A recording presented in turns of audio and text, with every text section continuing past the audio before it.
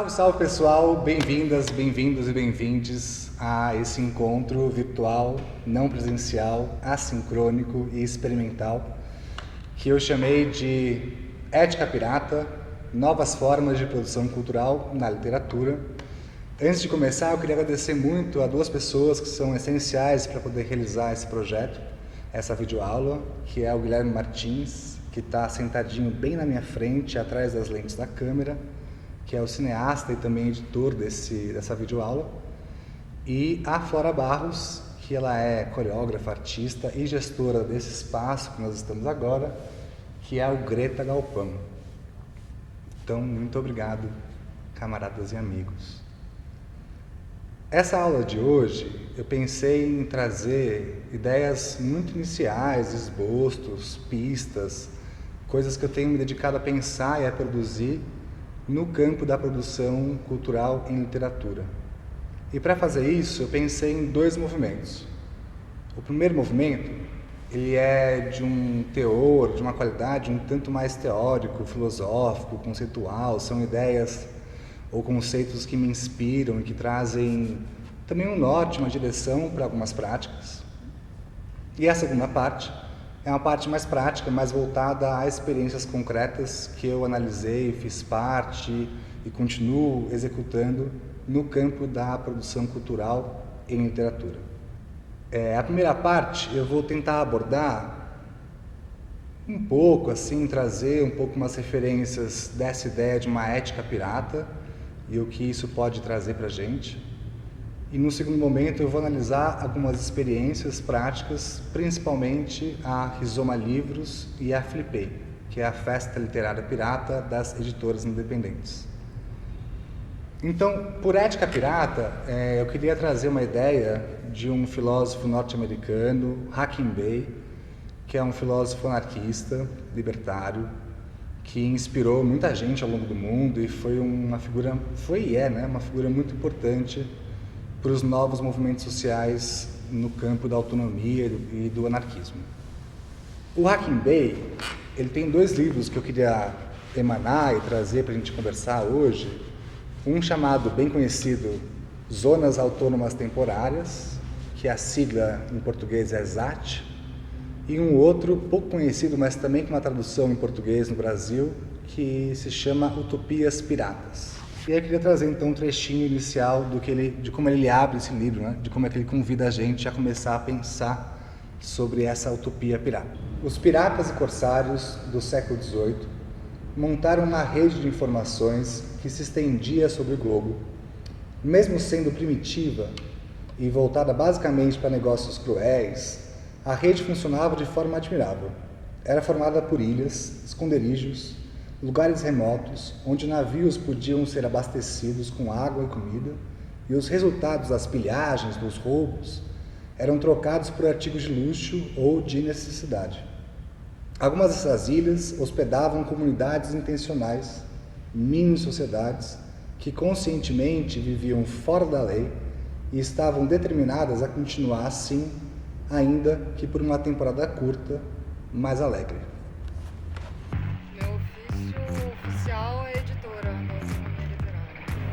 Olha, como você pode ver, a gente está reformando o ônibus, né? E aí dentro do projeto do ônibus eu estou fazendo tudo o que me pedem. Além de cuidar da parte de curadoria dos livros, do que vai vir realmente para Rizoma como acervo, estou pintando, cortando madeira, colando lambe no teto, enfim, tudo que limpando o livro do busão, tudo isso. Meu ofício hoje em dia, acho que é materialização de coisas, fazer feituras. Mas hoje aqui no Rizoma, hoje não, né? Nesses dias foi um pouco da marcenaria e outras coisas que iam surgindo, né? Desde reformar um pouquinho o piso, pintar, um pouquinho de tudo. Sou o Luiz Fernando, meu apelido é Kiko, né? Todo mundo me conhece por Kiko mesmo. Meu ofício eu sou marceneiro, designer, marceneiro, cenógrafo e por aí. Do Zargão. para proteger o metal. Acabei de descobrir que se faz isso. O que a gente está fazendo? A gente está reconstruindo a rizoma para a batalha final contra o fascismo e atropelar os fascistas, para enterrar os neofascistas nesses próximos 2 meses que virão antes da eleição. É o Vietcong das editoras independentes, preparado para luta final. A gente tá deixando ele no prumo porque pra matar os neonazis com estilo, né?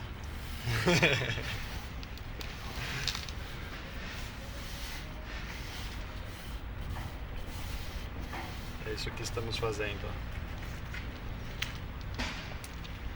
É isso e apenas isso. Bom, conta pra gente. Então, esse comecinho, eu acho que ele me inspira em muitos pontos, né? O primeiro é a existência de uma rede de apoio mútuo, e uma rede de apoio mútuo que vivia e se afirmava fora dos circuitos mercantis ou fora da vista dos estados. E através dessa rede de apoio mútuo, essas pessoas, comunidades, grupos, tentavam, experimentavam e realizavam uma outra forma de circulação de economia e de vida. Então, através dessa imagem de lugares de difícil acesso, o difícil acesso é um difícil acesso aos olhos do controle e aos olhos da lei e da obediência. E nessa parte final ele diz que esses lugares, mesmo que tivessem uma existência curta, era uma existência alegre. E a gente tem essa imagem, né, da pirataria como uma coisa, sei lá, os bárbaros, né, masculinos, selvagens, que estavam ali fazendo atos de violência, assassinos cruéis, ou figuras sempre meio bêbadas e meio, sei lá, usando essa imagem vulgar da vida. No entanto, a pirataria, nesse período, tinha essa consistência da criação de uma rede de apoio mútuo, uma rede de troca, uma troca de informação, de influência, de coisas, de recursos, que se colocava contra a forma de viver hegemônica. E mesmo que essa forma de viver fosse curta, ela era alegre, ela tinha uma festividade do encontro. A gente veio para restaurar os móveis que já existiam aqui na biblioteca, na livraria, né? E além disso a gente construiu alguns novos móveis também, né?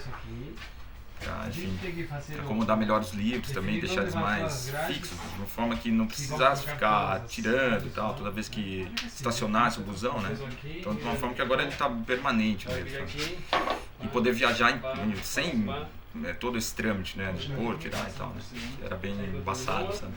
Estamos fazendo o espaço interno do Rizoma, a livraria Nômade, e aí eu fui chamado para fazer a parte dessa galeria, projeto de interiores, que foi feito a várias mãos, né? Sim. Rafa, Cauê, Manu, e a gente está aqui agora na montagem. Daqui a pouco ele fica pronto para sair da estrada. E o desafio foi fazer uma livraria ambulante mesmo, com todos os livros no lugar prontos para ser vendidos, apresentados, trocados e enfim, se tem que guardar em caixa, que antigamente era um embaço, assim, caixa para aqui, caixa para lá. Agora a gente vai travar todos os livros, deixar tudo no esquema para pegar a estrada. A minha etapa do projeto é trazer a energia para dentro do ônibus, né, e fazer com que o ônibus tenha vida através da energia elétrica. A gente pode aproximar também essa ideia de redes subterrâneas ou redes que são independentes também no período colonial brasileiro, quando a resistência preta, do povo preto, constituiu e formou no Brasil diversas comunidades, que são os quilombos, e através também de uma comunicação que acontecia fora do regime, fora do império, contra o império, também trocavam e transavam influências entre si. A gente também pode trazer uma referência, além da prática quilombola e do aquilombamento, também com as revoltas socialistas e as greves e os sindicatos e associações internacionais que, lógico, nasceram na Europa, mas se espalham pelo mundo inteiro, também entre trabalhadores e trabalhadoras em pequenas comunas, comunidades agrárias ou urbanas, que também trocavam influências e práticas de apoio mútuo e de solidariedade. Essas práticas não visavam uma reconstituição de um poder central hegemônico, mas, pelo contrário, afirmavam esses diversos pontos de emanação, de poder, de criação de vida, que iam se abastecendo de forma a conectar uma rede, a gerar um fluxo de recursos, informações, práticas, saberes em rede. E esses saberes em rede estavam sempre também em oposição, em confronto a um poder central, ou um poder que pudesse reger ou governar todas essas práticas também. A Atento tá já em muitos projetos assim com o público. Eu acho que é isso, ter uma troca honesta com pessoas, trocar aprendizados, tanto na marcenaria quanto, sei lá, plantando. Gosto um pouco disso, de estar um pouco na estrada e um pouco parado aí também, fazendo coisas. A minha luta? A minha luta é cuidar da terra. Por isso estou estudando economia circular, por isso estou atento a toda essa deveres materiais que a gente tem aí nesse mundo. Estamos lixo para todo lado e eu como artista sensível a isso estou pesquisando essas questões. Essa é a minha luta. Minha luta eu acho que enfim, através da minha arte mesmo, tentar levar um pouco de autonomia pra galera. Eu acho que, sei lá, o maior desafio realmente é uma educação pra autonomia mesmo, sabe? Enfim, lutar contra qualquer forma de opressão aí. Tô aqui, às vezes eu tô no meu lab, construindo coisas, pensando, refletindo arte, testando nosso lado digital, a nossa eletrônica digital, e tentando assim trazer para a vida tudo que a vida precisa para que ela seja construída. Será que é isso? O que eu vejo em comum e o que me interessa também pensar, né, através dessa ética pirata, é a afirmação de que, para poder constituir autonomia, é necessário que a gente execute, realize práticas de apoio mútuo. E práticas de apoio mútuo, elas não são um leve-trás ou uma troca como o mercantilismo ou o mercado capitalista nos costuma impor, onde eu vendo a força de trabalho em troca de um salário e aparentemente essa é uma troca justa. Pelo contrário, um apoio mútuo ou uma rede de solidariedade, ela implica uma troca sem equivalência, ou ela implica um encontro ou uma circulação de ideias, recursos, saberes, acontecimentos, onde não há a intenção ou a vontade de acumular uma experiência, acumular um capital, acumular um saber, mas sim sempre pulverizar. Porque a lógica é meio simples, é a lógica da abundância. Onde há muito recurso, é possível ter muita vida e muita vitalidade.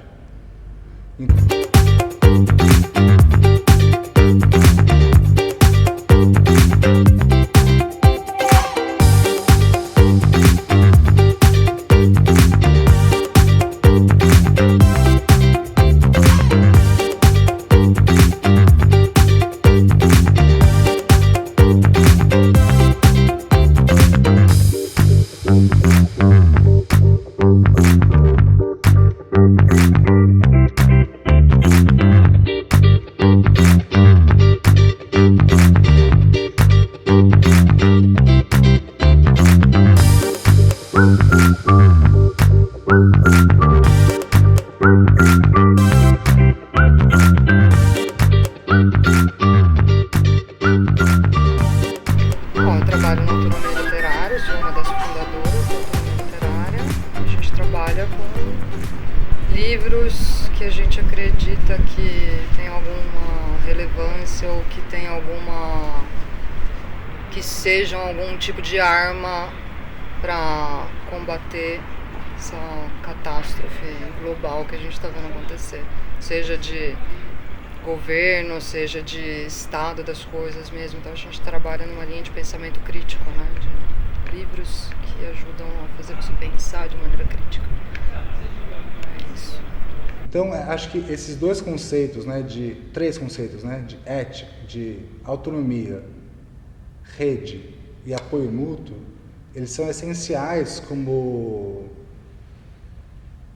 instigadores, como motivadores de práticas que não são centralizadoras, mas práticas que são de compartilhamento e de afirmação de uma vida, não só individual, mas uma vida coletiva. E aí vida engloba práticas de trabalho, de economia, de amor, de família, de indivíduo, de gênero, etc. Práticas que estão buscando, lutando por liberdade. E aí o Hakim Bey, num trecho um pouco mais adiante, nesse mesmo livro que eu acabei de falar para vocês, ele diz o seguinte: estamos nós, que vivemos no presente, condenados a experimentar a autonomia, nunca pisarmos, nem que seja por um momento sequer, num pedaço de terra governado apenas pela liberdade? Estamos reduzidos a sentir nostalgia pelo passado ou pelo futuro? Devemos esperar até que o mundo inteiro esteja livre do controle político para que pelo menos um de nós possa afirmar que sabe o que é ser livre? Tanto a lógica quanto a emoção condenam essa tal suposição. A razão diz que o indivíduo não pode lutar por aquilo que não conhece. E o coração revolta-se diante de um universo tão cruel a ponto de cometer injustiças justamente com a nossa, dentre todas as gerações da humanidade. Então o Hakim Bey pergunta o seguinte: a gente vai esperar uma transformação social, geral, global para tentar criar práticas de liberdade, ou pelo contrário, a gente vai tentar aprender no presente, no agora, outras formas de relacionamento, de vida, de prática em grupo, que a liberdade esteja e aconteça, para que a gente possa, a partir desses microencontros, micropráticas, microcomunidades, tentar criar no presente uma utopia, um campo de liberdade. Eu acho que essa interrogação de não esperar que no futuro, depois da grande revolução, depois do grande acontecimento, depois que a gente consiga conquistar todos os sonhos que a gente sonha e almeja, depois de tudo isso, aí sim a gente vai poder criar práticas melhores de trabalho, de relação, de vida. A gente se colocar agora no presente com essa tarefa, que é uma tarefa super dura e árdua e também alegre, de tentar criar práticas de liberdade com os grupos que a gente vive e outras formas de trabalhar.